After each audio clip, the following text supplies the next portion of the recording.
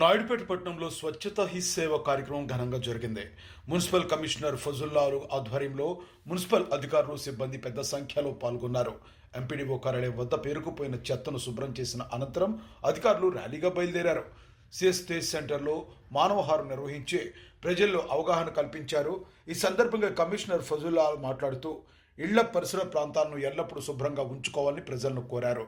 ప్రతి ఒక్కరూ స్వచ్ఛత పట్ల జాగ్రత్తగా ఉండి సమాజ ఆరోగ్య రక్షణలో భాగస్వాములు కావాలని పిలుపునిచ్చారు.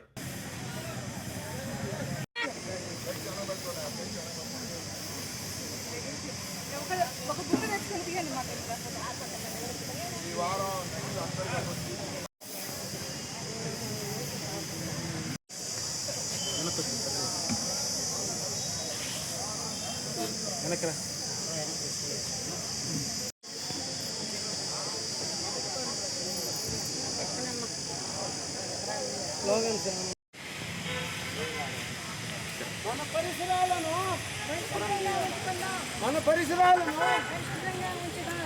పరిసరాలను పరిశుభ్రంగా ఉంచుదాం. మన పరిసరాలను బహిరంగ ప్రదేశాలలో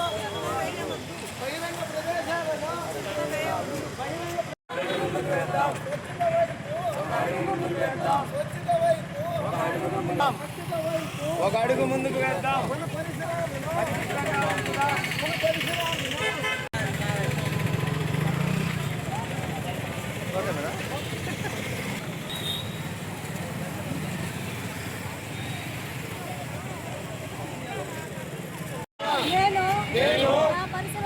నా పరిసరాల పరిశుభ్రత కొరకు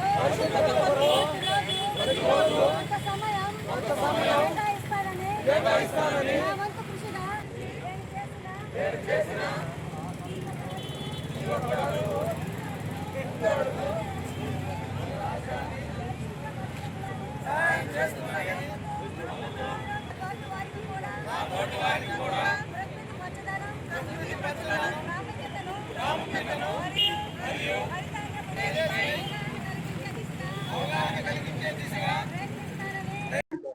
అందరికీ నమస్కారం అండి.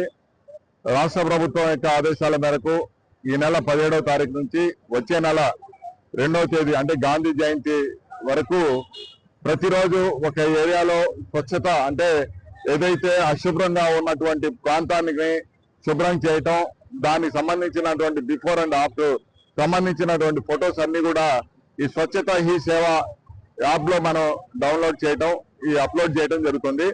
ఈ విధంగా నిన్న 17వ తారీఖు నుంచి వచ్చే నెల 2వ తేదీ వరకు కూడా ఈ కార్యక్రమం ప్రతిరోజు కూడా నిర్వహించడం జరుగుతుంది. అందులో భాగంగా ఈ రోజు ఎంపీడీఓ ఆఫీసు ఆ పరిసర ప్రాంతాలంతా కూడా అశుభ్రంగా ఏదైతే ఉందో వాటిని శుభ్రం చేయడం జరిగింది. అదేవిధంగా మరి అక్కడ నుంచి ఇక్కడ సిఎస్ఆర్ థియేటర్ మరి సినిమా థియేటర్ వరకు కూడా ర్యాలీగా రావడం జరిగింది. అదేవిధంగా ఈవినింగ్ కూడా కొన్ని కార్యక్రమాలు ఉన్నవి.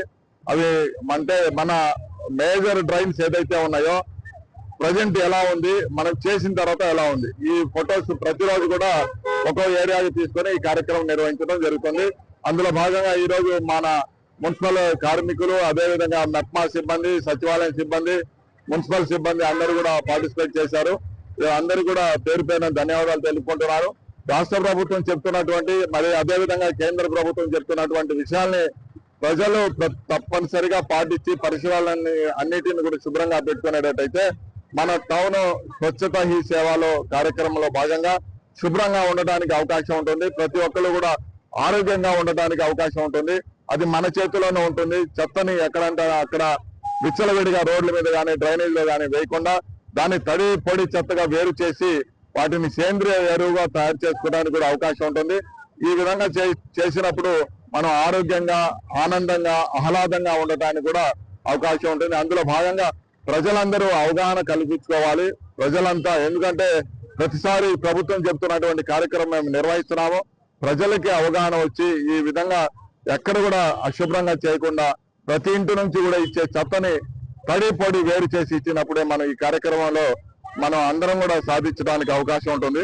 దయచేసి అందరికీ ఈ రోజు కార్యక్రమంలో పార్టిసిపేట్ చేసినందుకు అందరికీ, అదేవిధంగా ముఖ్యంగా మీడియా మిత్రులందరికీ నమస్కారాలు తెలుపుకుంటూ సెలవు తీసుకుంటాను.